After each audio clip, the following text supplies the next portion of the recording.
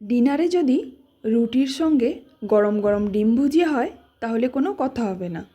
নমস্কার, রিমস রসুয়ে সবাইকে স্বাগত জানাই। আজকে বানাবো ডিম ভুজিয়া। এটা বানানোর জন্য ফ্রাইং প্যানে 4 চা চামচ তেল দিয়ে দেব। তেলটা যখন গরম হয়ে যাবে 1 চা চামচ রসুন কুচি আর 1 চা চামচ আদা কুচি দিয়ে দেব। এবার আদা রসুনটা মিনিট 2 ভেজে নেব।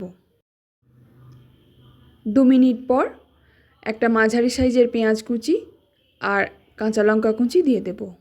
এবার পেঁয়াজ কাঁচা লঙ্কা কুচিটাকেও ভেজে নেব যতক্ষণ না পেঁয়াজের কালারটা চেঞ্জ হয়ে যায়। পেঁয়াজের কালারটা চেঞ্জ হয়ে গেছে। এবার একটা টমেটোকে ছোট ছোট করে কুচিয়ে রেখেছিলাম, সেটা দিয়ে দিলাম। টমেটোটা দেওয়ার পর অল্প একটু নুন আর হলুদ গুঁড়ো দিয়ে দিলাম। এবার নেড়ে চেড়ে টমেটোটা পেঁয়াজের সঙ্গে ভেজে নেব।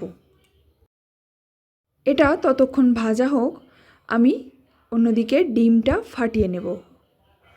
আমি 4টে ডিম ফাটিয়ে নিয়েছি। এবার এর মধ্যে অল্প একটু নুন দিয়ে কাঁটা চামচ দিয়ে ডিমগুলোকে ফেটিয়ে নেব ভালো করে। ডিম ভালো করে ফেটানো হয়ে গেছে, অন্যদিকে পেঁয়াজ টমেটোটাও ভালো করে ভাজা হয়ে গেছে। এবার ডিমগুলো এর মধ্যে ঢেলে দিলাম। এখন মাঝারি আঁচে নেড়ে চেড়ে ডিমটাকে ভেজে নেব।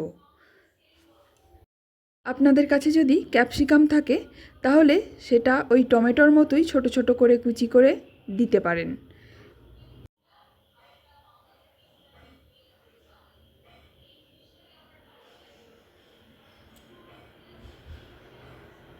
ডিমটা মোটামুটি ভাজা হয়ে এসেছে। এই সময় অল্প একটু ধনেপাতা কুচি দিয়ে দেব। ধনেপাতা কুচিটা ভালো করে মিশিয়ে নিয়ে অল্প একটু গরম মশলার গুঁড়ো দিয়ে দেব। গরম মশলার জায়গায় আপনারা গোলমরিচের গুঁড়োও দিতে পারেন। গরম মশলাটা দেওয়ার পর আরও 1 মিনিট মতো নাড়াচাড়া করে নামিয়ে নেব। তারপর সার্ভ করে দেব। আপনারাও একবার এইভাবে বাড়িতে ট্রাই করুন, আশা করছি ভালো লাগবে। ধন্যবাদ।